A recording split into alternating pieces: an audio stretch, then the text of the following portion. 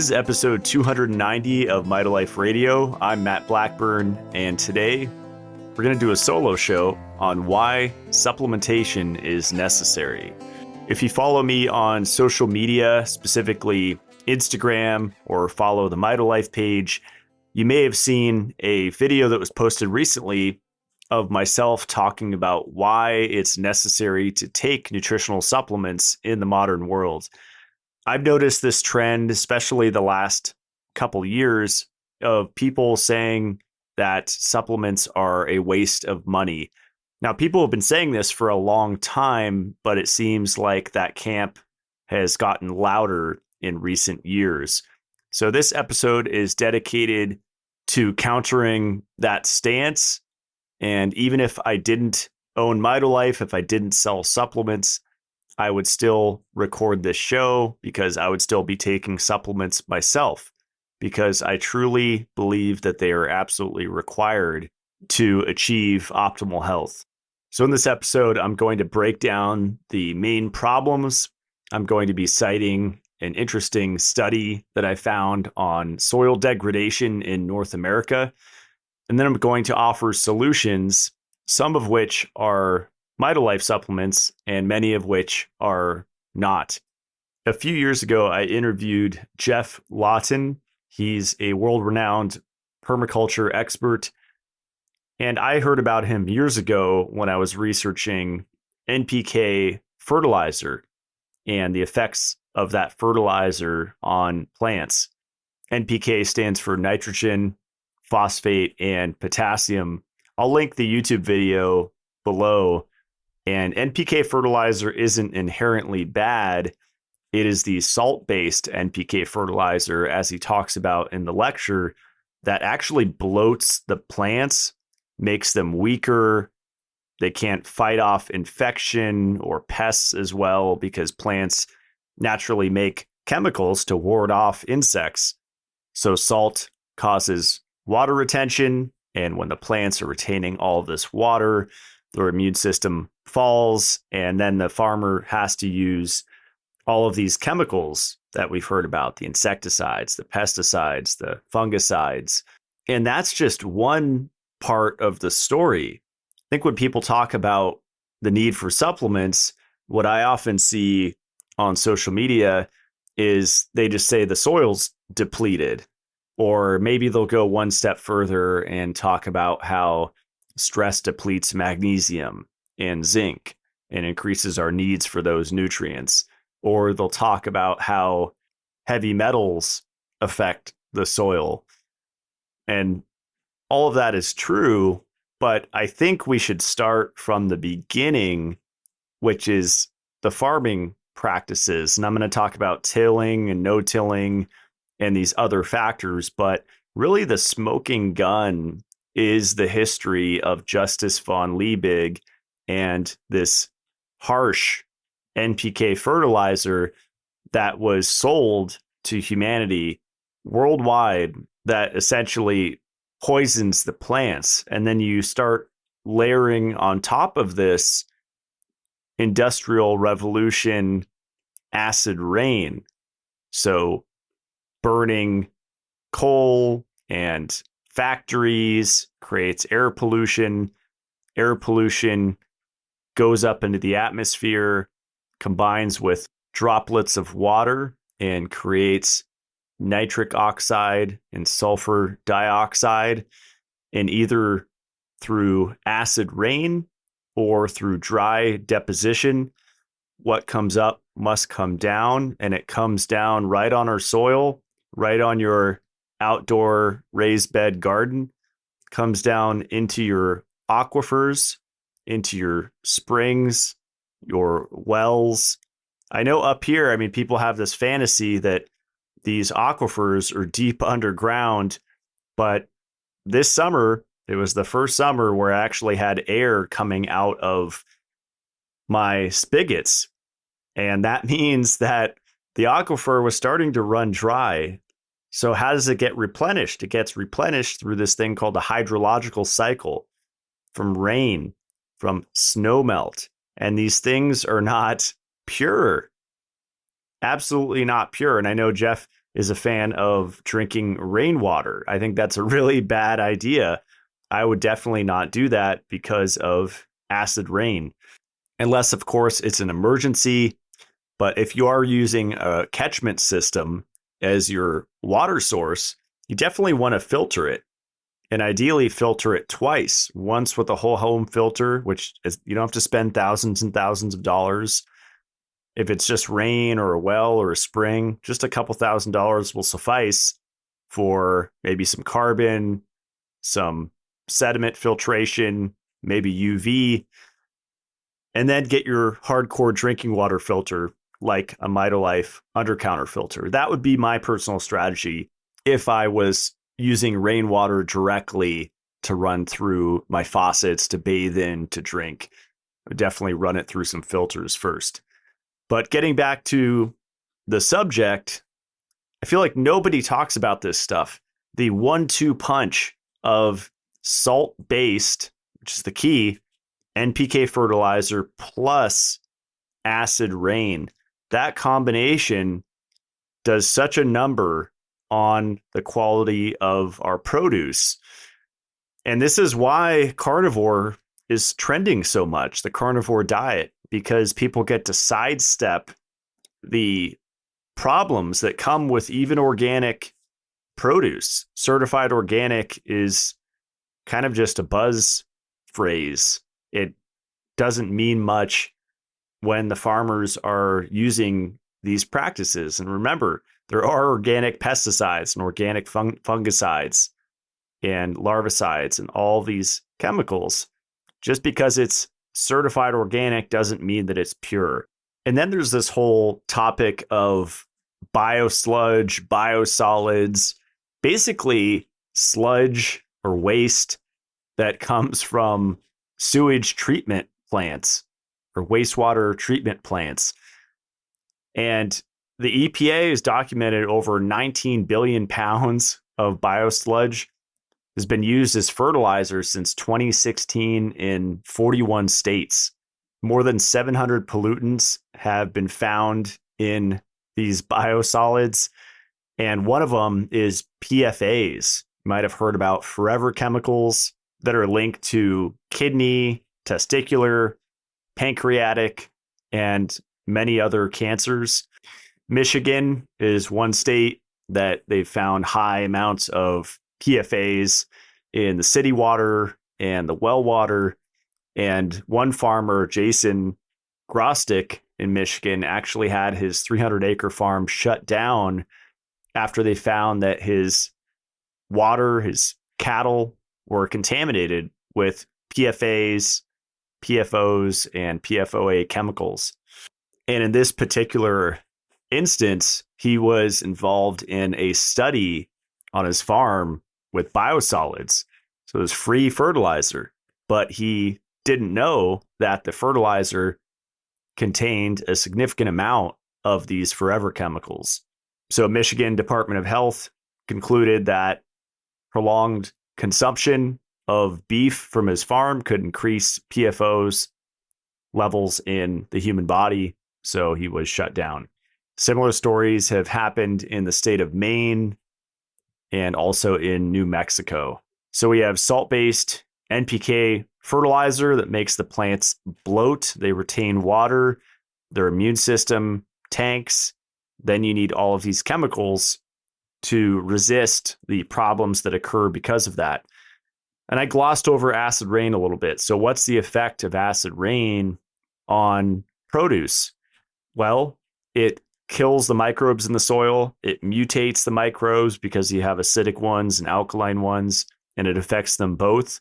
There's a negative effect on the fungus in the soil, which is part of a healthy soil ecology. Here's a study from China, effects of simulated acid rain on soil fungi diversity in the transition zone of Maso bamboo and broadleaf forest. They concluded that changes in basic physiochemical factors in the soil, such as soil pH and total nitrogen, can significantly influence the composition of the fungal community. And acid rain isn't uniform around the planet. It's more intense in certain areas and not as much of a problem in others. But without taking my word for it, all you have to do to see the effects of acid rain with your own eyeballs is look at structures around you. Look at buildings, statues, cars. The acid rain corrodes metal and deteriorates paint and stone. It basically ages everything faster. So how does it do it? Well, acid rain contains a lot more hydrogen, in some cases over 100 times more. And all of that hydrogen gives fuel for the reaction of corrosion, also known as rusting. So iron reacting with a lot of hydrogen in acid rain forms iron oxide, aka rust. And we know the critical importance of iron for plant metabolism. We know the critical importance of copper. And both of these metals do get affected by acid rain.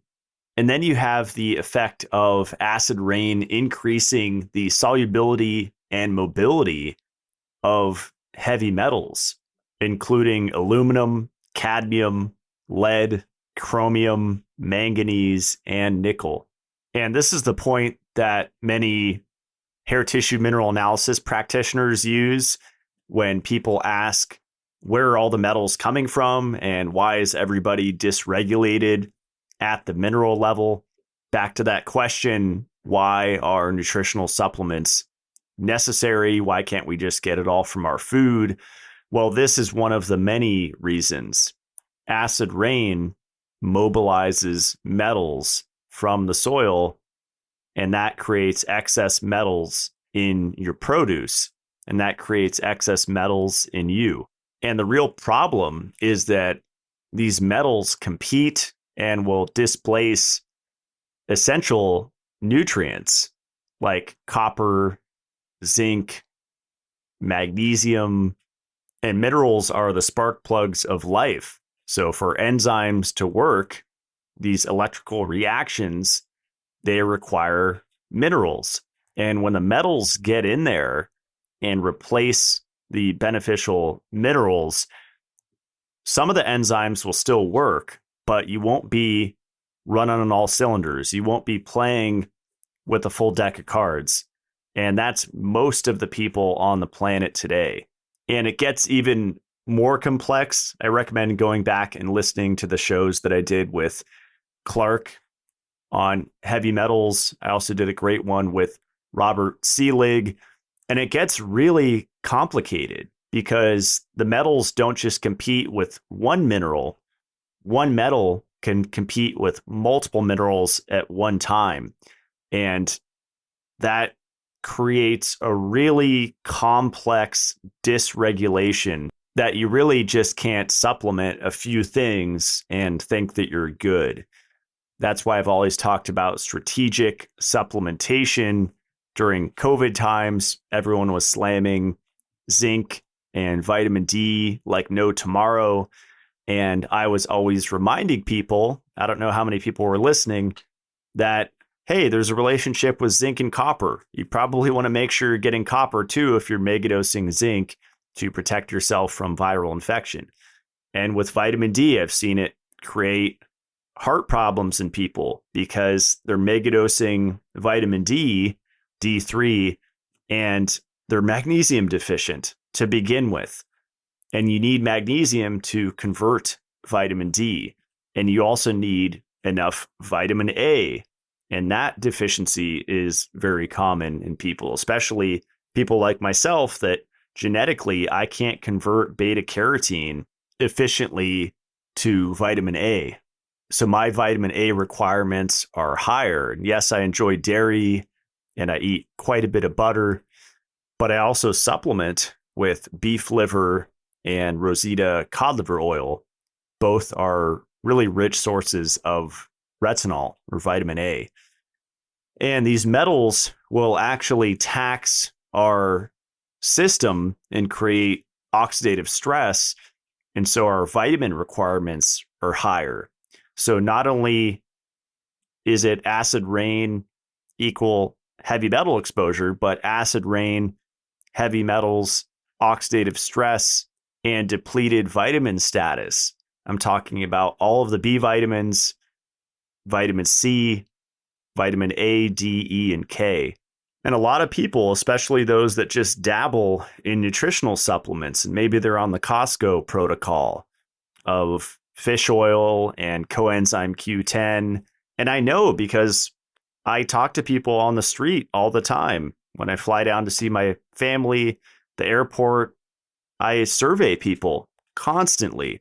And I know what's going on out there. It's a lot of the Costco supplements, a lot of CVS supplements, Walmart, just basic stuff. And these are even high level doctors, cardiologists that I've spoken with, just very basic strategy that is going to lead to chronic disease. It just takes a while to manifest.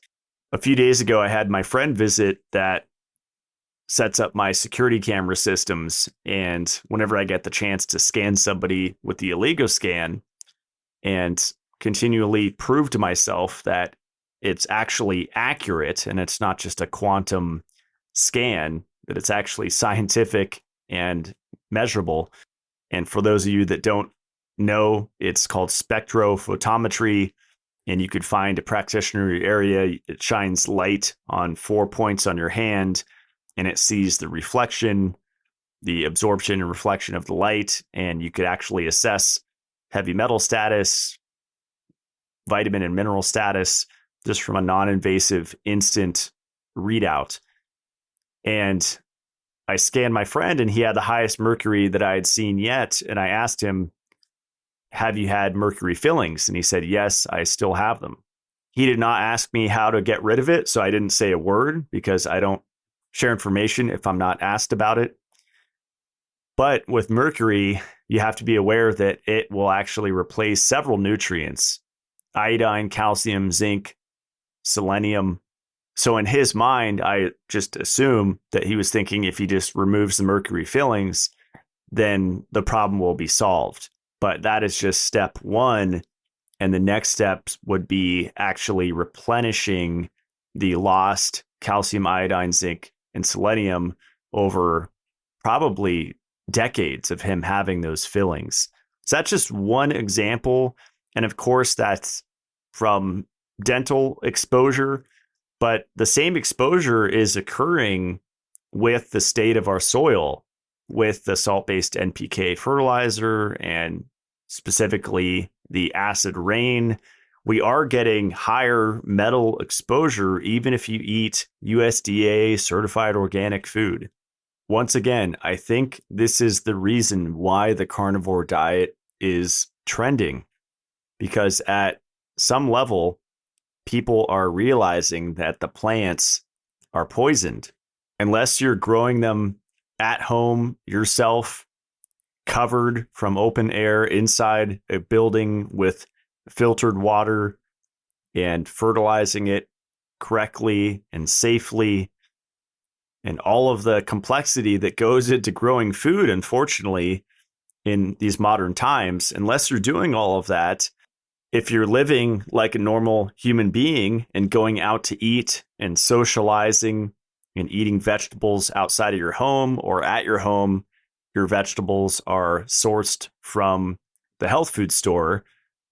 In either scenario, you're getting exposed to heavy metals. It doesn't mean that we should go carnivore and stop eating vegetables, because vegetables have proven benefits against cancer and cardiovascular disease and neurodegeneration.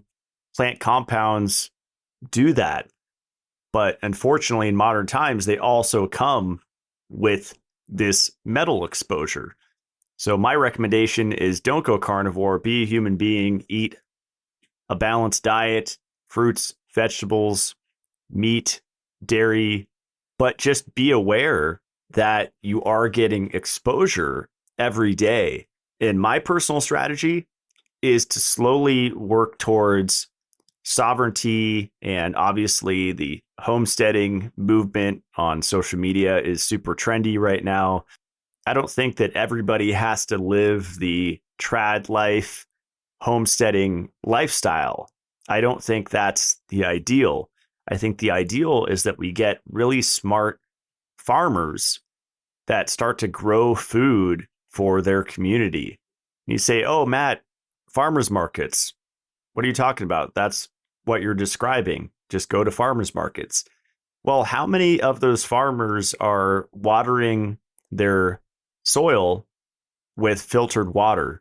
I would imagine that it's a very small amount. And if they are filtering it, it's a very basic filter. When spending just a tiny bit more, they could catch a whole lot more than just their basic sediment filter or whatever they're using.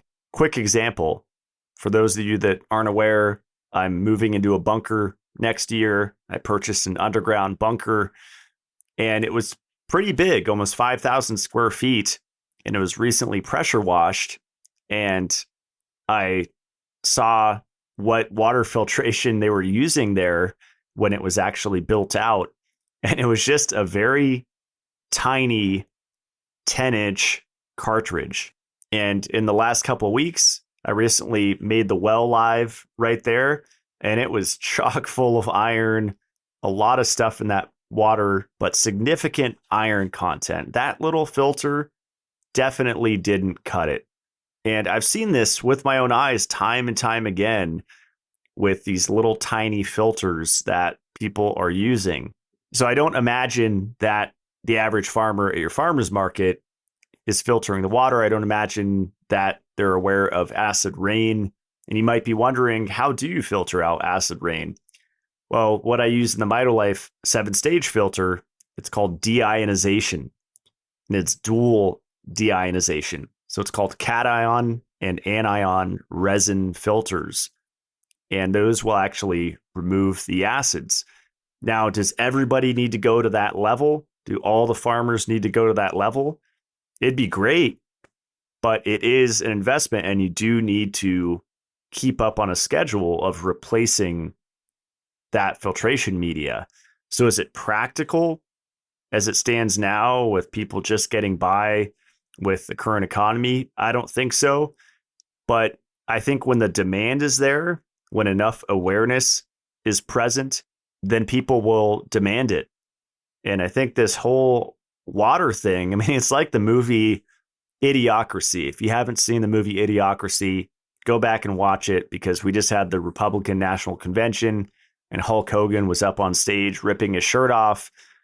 And watch that movie Idiocracy if you haven't, and look at President Camacho and see the similarity. For those that haven't watched it, a short summary is a man comes out of hibernation into the future, and the world's falling apart because they're trying to water the crops with a electrolyte like Gatorade solution instead of just using clean water. And I feel like we're there with people underestimating the importance of clean water being used to grow our produce. A little side note, because I really do pay attention and listen to the people that are really speaking out against supplements, the anti-supplement people. And one individual often talks about how to grow food properly and the fact that we're not growing food properly, that we should not be using compost, and that we should be growing our food in sandy loam or even just straight beach sand in certain cases. But meanwhile, this individual is buying all of their produce from the farmer's market, and they don't grow any food themselves. And so that's the common disconnect that I see. It's a lot of talk and not a lot of action, because that's actually how we affect change here on this planet, is actually doing stuff, less talking. And I've noticed a lot of these anti-supplement people are not working like I am towards growing real food. And I own a supplement company, and yet I'm trying my best to grow indoors as optimal as I possibly can. And I'm a novice. I don't know what I'm doing, but I'm at least heading that direction with that in mind. Whereas a lot of these people, they're just keyboard warriors and they're not actually doing anything to help the situation. I get really passionate about this subject because I've seen supplements improve lives with my own eyes, friends, family members, and that's not counting the majority of people which send me messages on social media how much proper supplementation improved their life. Supplements are not optional. They're not a band-aid fix. They are a root cause solution to these modern problems. Here's an interesting study titled North American Soil Degradation: Processes, Practices, and Mitigating Strategies. This is a 2015 study from the Sustainability Journal. As I mentioned earlier, this is the common argument in favor of supplementation. And I think it's probably the last one I would go with before all of that other stuff I just talked about, but it does contribute. So the abstract reads, soil can be degraded by several natural or human-mediated processes, including wind, water, or tillage erosion, and formation of undesirable physical, chemical, or biological properties due to industrialization or use of inappropriate farming practices. You may have heard of the concept of no-till farming. That's because repeated tillage causes systematic loss of soil organic matter, essentially a loss of soil nutrients.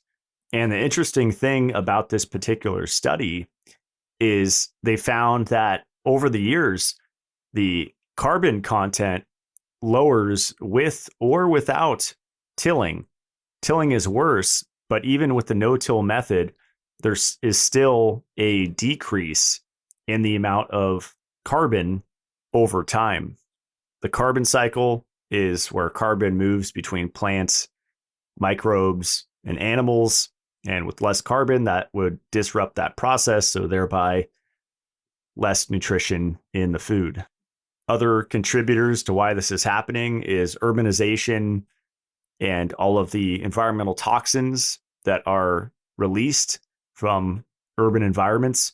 You have mineral mining, which introduces heavy metals into streams and the surrounding soil.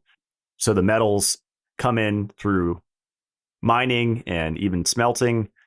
And then also you have the acid rain coming down, which mobilizes them. And then the farms that are using salt-based NPK fertilizer, a lot of that ends up as runoff. And so that gets into the water supply and contaminates other farms. Up until this point, I've just been focusing on the problems. So now let's get to my favorite part, which is the solutions. The starting place should always be a balanced nutritional program. Diets are really trendy. Whenever I look at the book section at a health food store, it's inundated with diet books on fixes and the potato diet and the rice diet, the all fruit diet, the carnivore diet, keto diet, obviously. There's so many different types of nutritional programs out there. And what they all have in common is that they have restriction built in. So you're either restricting calories, or you're restricting carbohydrates, or you're restricting fat, or you're cutting out food groups. You're cutting out all plants, or you're cutting out lectins, or foods that contain phytates or oxalates. And the authors of these books have a vested interest in convincing you that they figured out the problem. But I assure you, in all of the books that you'll find out there on nutrition, you won't see them talking about acid rain or salt-based NPK fertilizer. They're blaming too much sugar or plant toxins or whatever they back up with supposed evidence in their books. where the fact is everybody just has severe mineral dysregulation, heavy metal overload, creating vitamin deficiencies. And you can't eat your way out of that. You have to supplement your way back to balance. And it's a continuous, ongoing process. The knee-jerk reaction when somebody finds out that they have heavy metals, which is everybody, is chelation therapy, either intravenous, IV, or oral. So people get into EDTA, DMPS, alpha lipoic acid, all of these different metal protocols that are out there. And people definitely get better in many cases doing these therapies, but just as many cases of people actually feeling worse.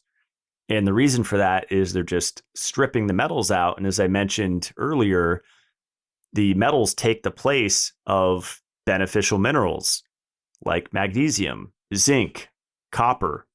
So when you pull out the metals and you're deficient in those minerals and other minerals, you'll turn off enzyme activity. And that's the reason why people feel worse. They might feel fatigued, their brain fog got worse. It's because they're not supplementing properly at the same time. Over the last 14 years, I've seen a lot of heavy metal detoxification protocols out there. There's really popular one I've seen over the years using liposomal formulations, and you spend several thousands of dollars for like a push catch protocol with various herbs and chelation agents. I am not a fan of those, largely because they use these liquid formulas with liposomal branding, and I'm very outspoken about not being a fan of those. I think they're overrated, they're not necessary, and you can get the same benefit by just consuming the regular oral supplement and not bypass your gut, like in the case of liposomal vitamin C or liposomal melatonin. Gut bacteria would love to have those two things. And most of us have messed up guts, so ascorbic acid and melatonin can be very beneficial.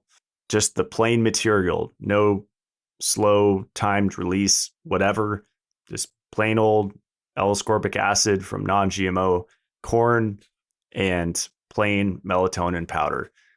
Two very underrated supplements.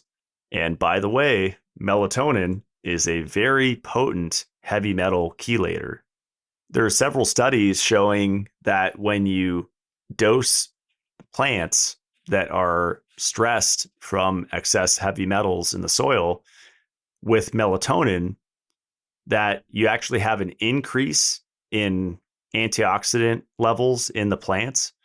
The plant's calcium to magnesium ratio is improved under the influence of melatonin. Their zinc uptake and balance is improved. There's even studies looking at a common yeast that's in soil contaminated with heavy metals and found that there was a decreased uptake when melatonin was introduced. There was even a study looking at mercury toxicity in moss and found that melatonin reduced the uptake of mercury and regulated the TCA cycle and urea cycle and maintained the redox homeostasis. So it's a really regulatory compound, and the same applies to animals and humans. Highly recommend going back and listening to the episode that I did with Dr. Russell Ryder. He's the world's expert on melatonin. And that is a really underrated supplement. It's very underdosed. Most people just take 3 to 5 milligrams. I'm personally taking 200 milligrams every night. That's not what I'm recommending for everybody, but it's important to keep in mind that it's a very safe molecule, and we are really underestimating the amount of oxidative stress that we're under. So that's really why I focus on vitamin C, vitamin E, and melatonin, because those are very protective for what we're dealing with. I'll make a side note here that most people view melatonin supplementation as simply a jet lag solution for traveling and crossing time zones, which it can absolutely help with that. But the power is when you actually combine it with getting sunlight in your eyes in the morning. I like to go outside with my cup of coffee, getting sunlight in your naked eyes. I've been talking about that for years, and now it's trendy. And blue blockers at night, if you can't use red filters and change the bulbs in your house like I have to have an orange glow at night. I like the bulbs from Healthy Home Shop, my friend Adam sells.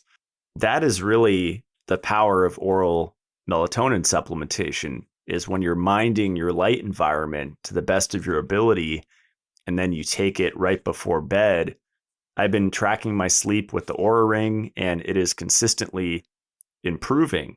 And when you look at how artificial electromagnetic fields, like I was in the city for the first 30 years of my life, population dense area, you're getting hit with so much Wi-Fi 24/7, and that really suppresses your melatonin production.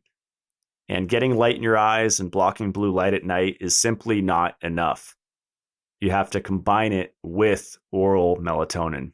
And we know that melatonin improves sleep quality. So that's half the battle right there. If you're not getting a restful sleep, you're not getting sufficient REM, you're not getting sufficient deep sleep, your body won't be able to regenerate efficiently. So melatonin supplementation is a great starting point. And I can't recommend dosages because I'm not a doctor. I just share what I do and what I've learned from guests and books and research. Like I said, I'm personally taking 200 milligrams. I'm only absorbing a fraction of that, maybe 15% or something. And it's still super physiological, way more than I would make, but it's not in my pineal gland. We make it throughout our body peripherally. Only 5% of endogenous melatonin is created in the pineal gland. The rest is created throughout the body. Your mitochondria love it. They need it. I'm going to quickly share my notes here from this year that I took on melatonin because it's pertinent to this discussion. Evidence shows that melatonin reacts with a number of metal ions, resulting in the formation of stable metal complexes. It has been shown that melatonin, in proportion to its concentration, binds several heavy metals, including aluminum, cadmium, copper, iron, lead, and zinc, similar to metallothionein. That's Limson, 1998 study. Here's another one. Exogenous melatonin supplementation is capable of improving gut microbiota dysbiosis under various pathological conditions, including autism. That's a study from Lin, Lin, 2021. And then an interesting curveball here. There is a bidirectional relationship between melatonin and zinc. Zinc is shown to be involved in the production and action of melatonin, which then increases the absorption of zinc. That's BEDIZ, BEDIZ, 2003. There's studies showing that melatonin supplementation administered with glyphosate and hard water inhibited the glyphosate and hard water induced increases in kidney injury biomarkers. So it protects the kidneys. Glyphosate has been getting a lot of focus lately, and glyphosate actually reduces melatonin levels by 43%. That was the study from Catani, Cattani, from 2023. It goes on and on. So I recommend listening to my podcasts that I've done on melatonin, specifically the one with Russell Ryder, because there's just so much fear around it. And to me, it's one of the most affordable and effective supplements out there. On the same level as melatonin, I would put Shilajit, which is a trendy supplement now. I've been taking it for many years, believe I started around 2011 taking lots of Shilajit and have been really consistent with it. A lot of people are just now starting to take it. And it's one of those supplements that you really have to be consistent with for many years to realize the full benefits. There's a great 2001 study entitled Effects of Acid Rain on Soil Humic Compounds. And in the introduction, it actually gives a great breakdown of acid rain. It reads, acid rain causes environmental damage such as lake acidification, negative effects on vegetation, in particular forests, change in the chemical composition of soils, and in metal mobility. In particular, acid rain exerts a significant effect on the adsorption, desorption equilibrium of organic matter on soils. And it goes on to say the most part of the chemical reactions involving soil organic matter can be explained on the basis of humic substances, which can constitute 70 to 80% of soil organic matter. They have various binding sites with different complexation properties and are consequently able to form more or less stable complexes with metal ions. In this way, the availability of toxic metals can be reduced. So fulvic and humic acid are key components of the supplement Shilajit, and some companies just extract and isolate the fulvic and humic acid. I haven't been convinced that this is effective nor safe. And as you know, I'm very open to isolates, but from all of my research, the whole Shilajit resin is really the way to go. And Mitolife has the resin compressed into tablet form. So you just pop them out of the blister pack and it's really easy to take instead of trying to chip it out of a little jar that most companies sell. So really the punchline of this study, the conclusion was that under the influence of acid rain, the solubility, molecular configuration, etc., of humic acid remained practically unchanged. However, fulvic acid had its structural composition changed as a result of soil acidification. And this is a big deal because plants require fulvic acid to uptake nutrients from the soil. And fulvic acids actually improve the structure of soil, which is a big deal. So all that to say, to me, it makes sense to supplement Shilajit, which contains fulvic acid. It's a great way to get your minerals. It's a rich source of calcium, magnesium, potassium, and then all of the trace minerals. On the Mitolife website, under the Panacea product page, we actually post the third-party lab results for each batch. And we go above and beyond. Instead of just showing the metals, I actually pay extra to actually show the iron content, the copper, the zinc, the even selenium, and you can even see the calcium, magnesium, potassium, and sodium content. I've played around with the electrolyte powders for several years, and I feel a way better effect from Shilajit than I do from those salt packets that you can buy. And I think the reason is the fulvic acid actually drives the minerals into the cell.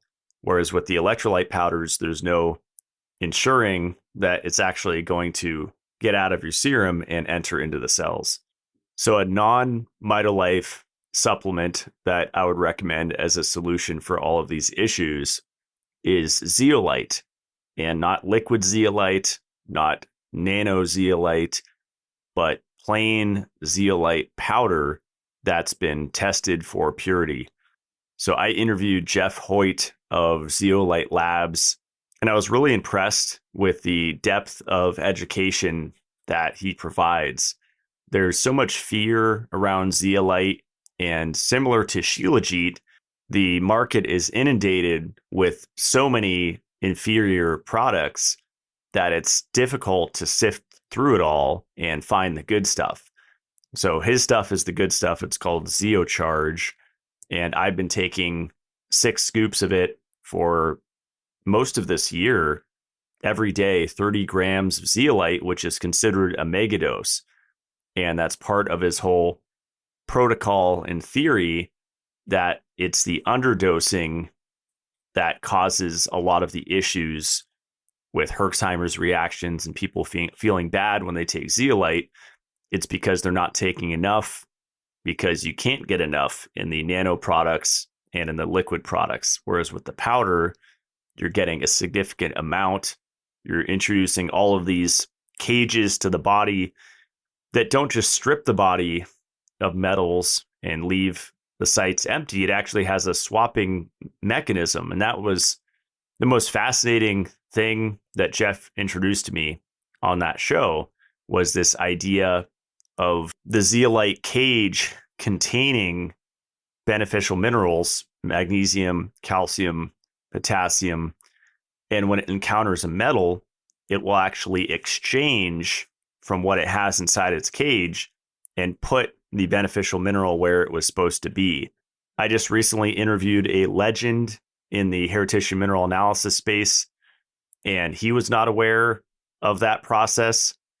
That's why I love having this show and interviewing smart people and learning really important things, because that's a really important point to know, to not be afraid of taking the zeolite, that it's going to leave you depleted. No, it's actually going to help you raise your magnesium, potassium, calcium, sodium status while you're pulling these metals out of deep storage. So before you start taking this product, highly recommend listening to the show that I did with Jeff Hoyt. It's Hoyt. And I would also recommend watching his YouTube videos that are found under the education tab on zeolitelabs.com. And if you want to try it out, you can use my discount code Blackburn. It saves you money, helps support me in the show. I think it's a really powerful and gentle detox. And ideally, you get something like the 20 pack and you do a 4-month round instead of just doing one jar and taking a small amount.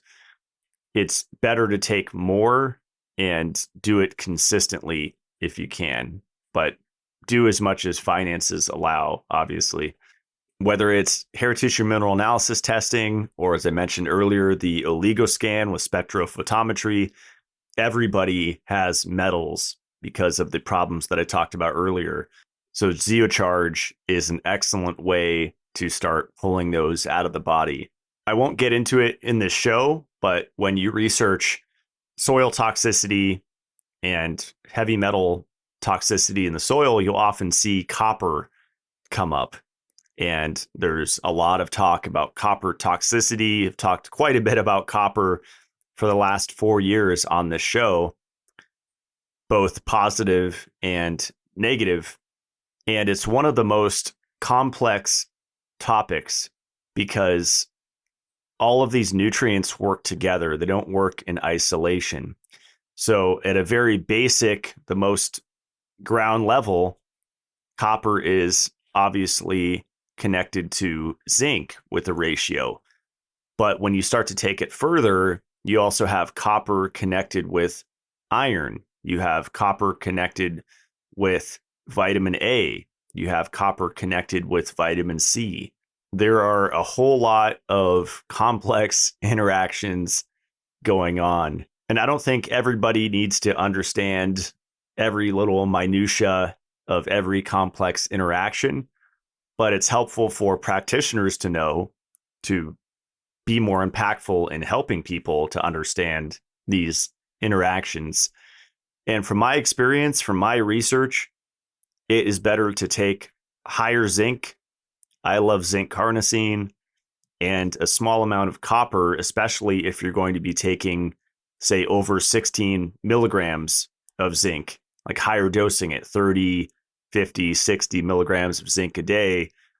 I would highly recommend taking a small amount of copper, even if copper is showing up high on your test. And this is something that the HTMA guys have talked about on my show, that there's various forms, just like in supplements, chelated forms, minerals that are bound to different things. And we've been getting the toxic forms in our food and the toxic soil, and just from exposure from air quality and things that we touch.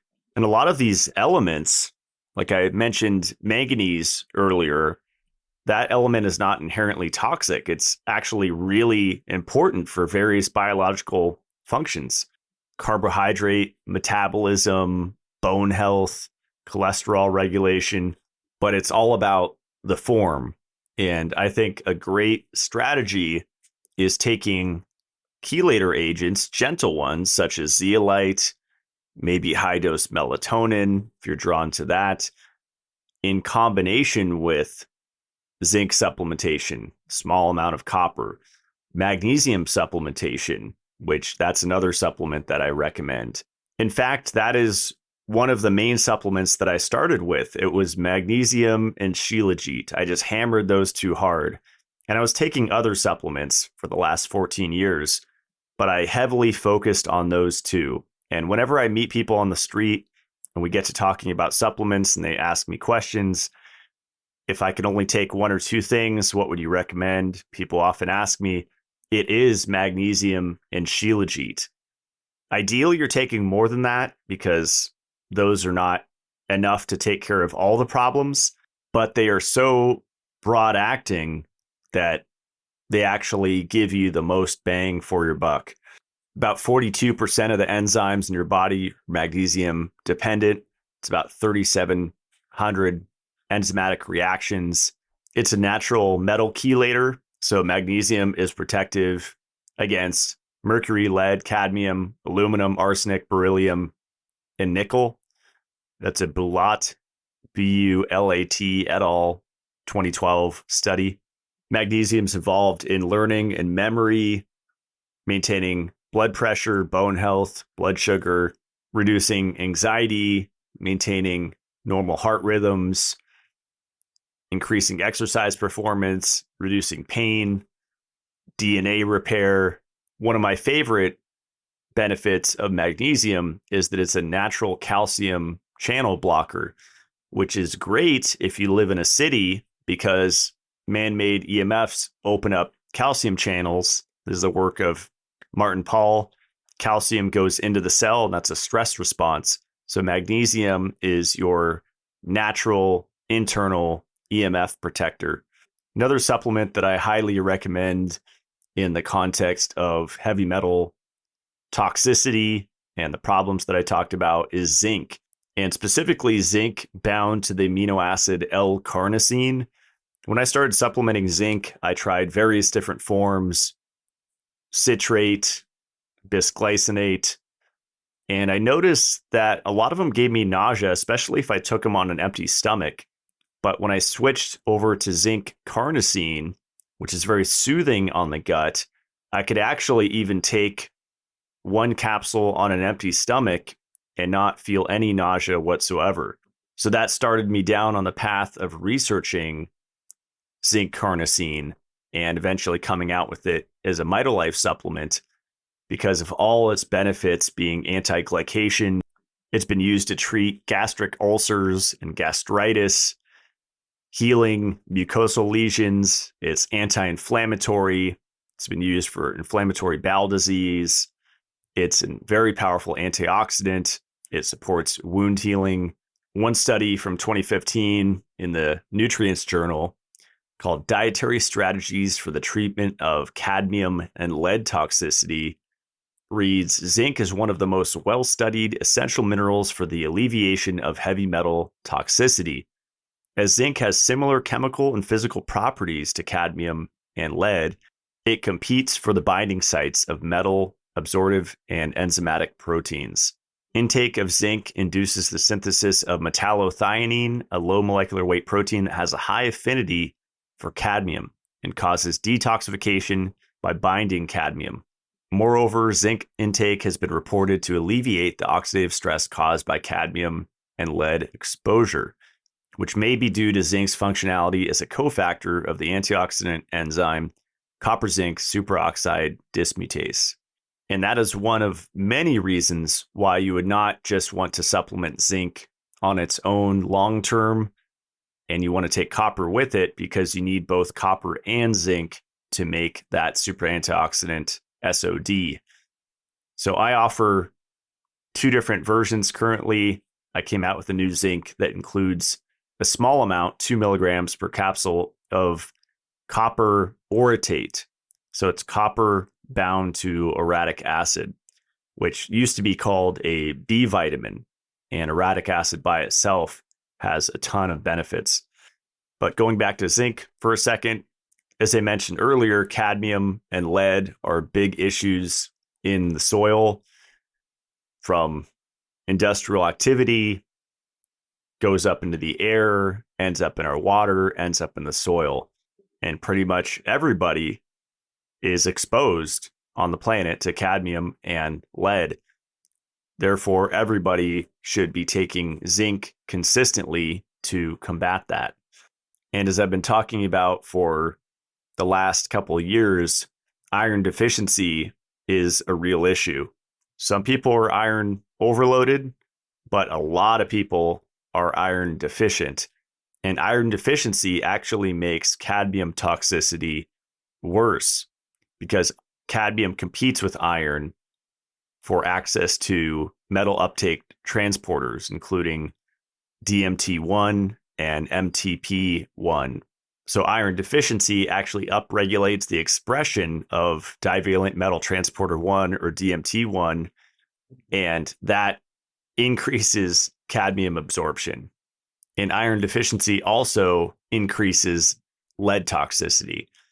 So this is why it's really important to test your serum ferritin at least once a year, and more than that if you're experiencing iron deficiency symptoms such as fatigue, brain fog, depression, headaches, pale skin. And the list is very long. Iron is absolutely an essential nutrient, and it can be too high, but the risk of that is overemphasized in the health community. Iron deficiency without anemia is very common, especially among people with a vegan or vegetarian history. And a lot of the time, steaks and carnivore diet and steak a day is not enough for many people to raise up their ferritin to a decent level. Two very underrated supplements are vitamin C and vitamin E. There are many rodent studies and some chicken studies looking at the protective effect of vitamin E supplementation on the oxidative stress produced by heavy metal-induced toxicity, and many human studies as well. One entitled The Effect of Vitamin E and C Supplementation on Oxidative Damage and Total Antioxidant Capacity in Lead-Exposed Workers, dosed them with 400 IU of vitamin E and 1 gram of vitamin C every day, and looked at their lead concentration in the blood. They looked at different antioxidants, superoxide dismutase, glutathione reductase, looked at lipid peroxidation levels, and their conclusion was that supplementation with vitamin E and C simultaneously was very effective in reducing lipid peroxidation of lead-exposed workers. They generate a synergistic antioxidant effect through the enzymatic regeneration system in a redox cycle.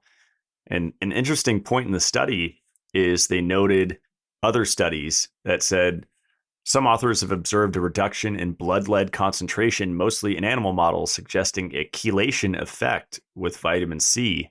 And then they say, in this study, the chelate effect of vitamin C was not observed. However, it is important to note that lead-exposed workers kept continuously being exposed to lead via respiratory pathway during vitamin E and C supplementation. So it was a constant, ongoing exposure during the supplementation. Then last part I'll read from the study. It's really interesting. They said different studies have shown that lead can induce oxidative stress and damage by producing reactive oxygen species such as superoxide, anion, hydrogen peroxide, hydroxyl radical, and singlet oxygen, which might account for the damage found in this study. On the other hand, both alpha tocopherol, which is vitamin E, and vitamin C can remove superoxide, anion, and other free radicals, which might account for the beneficial effects of its supplementation in lead-exposed workers. protecting enzymatic activity, reducing oxidative damage, and improving the efficiency of antioxidant systems. There's endless studies on the benefits of vitamin C and E and their protective effects. An interesting one here looked at carp fish treated with heavy metals, and the researchers concluded that supplementation of C and E, either alone or together, significantly decreased the levels of accumulated heavy metals in their tissues. So vitamin E plays a fundamental role in protecting your cell membranes and even your mitochondrial membranes from oxidative stress. There have been several studies looking at mitochondrial dysfunction and how vitamin E actually restores mitochondrial function. And disease really starts when the mitochondria start to go downhill. My show is called Mitolife Radio. My supplement brand is called Mitolife, mito for mitochondria, known as the powerhouse of the cell. They produce energy, they produce water, they produce carbon dioxide, which is a really beneficial gas. And if they're functioning properly, they allow for the utilization of glucose or fat. If they're not functioning properly and they can't metabolize glucose, then that actually produces oxidative stress, cellular damage, and tissue failure. And this is really the root cause of every disease. Many of us were raised, like myself, eating a lot of vegetable oils, concentrated polyunsaturated fatty acids that are highly susceptible to oxidation because of the multiple double bonds. And those don't just go in the toilet when you consume them, they actually get stored in your cell membranes. And that makes you more susceptible to lead toxicity, heavy metal toxicity in general, oxidative stress induced by UV exposure from the sun.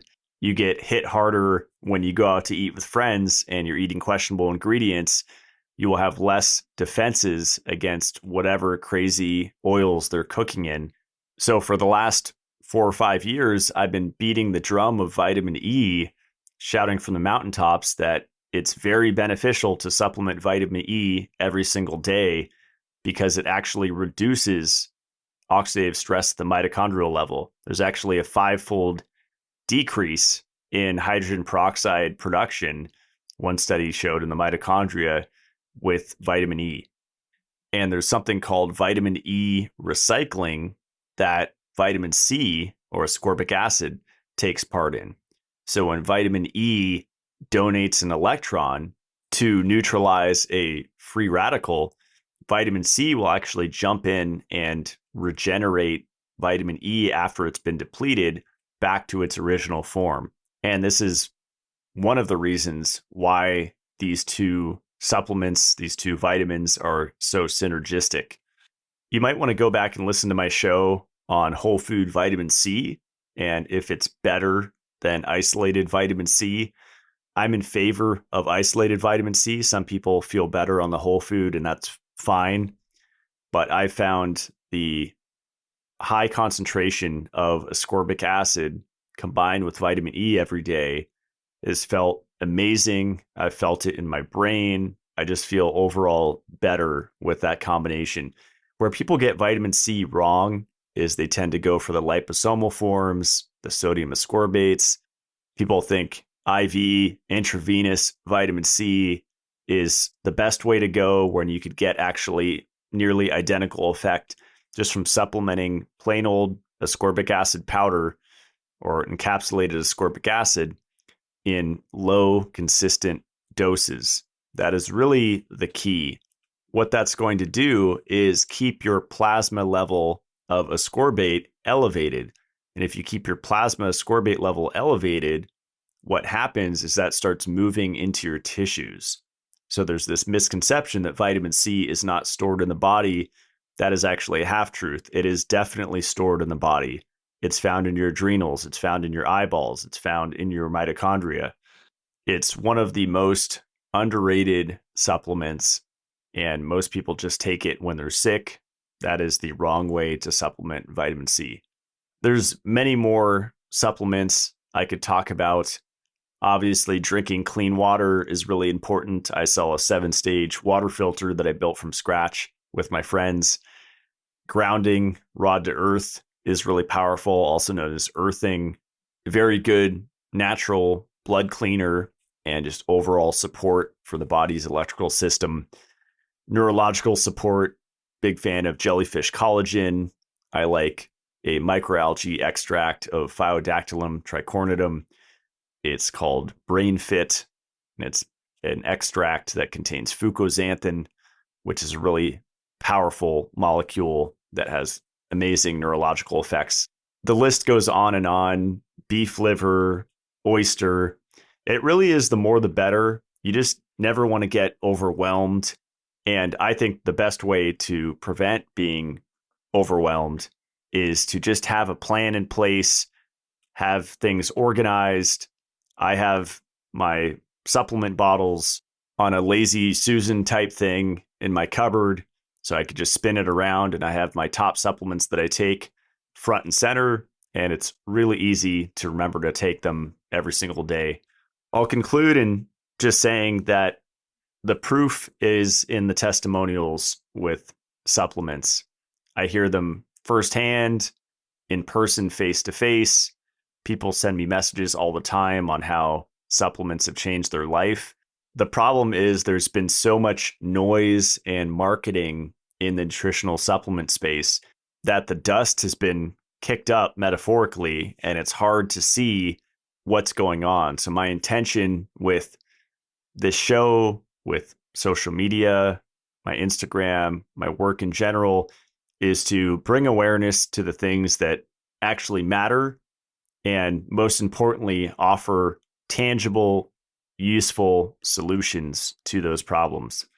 So to be continued, it's my birthday weekend. I'm turning 37 chronological age, so I have to get going. It's been a busy week preparing to go down to see my family and friends. My website is matt-blackburn.com. You could read about my CLF protocol, see all of my recommended products on there. And then my brand is Mitolife. You can find that at mitolife.co.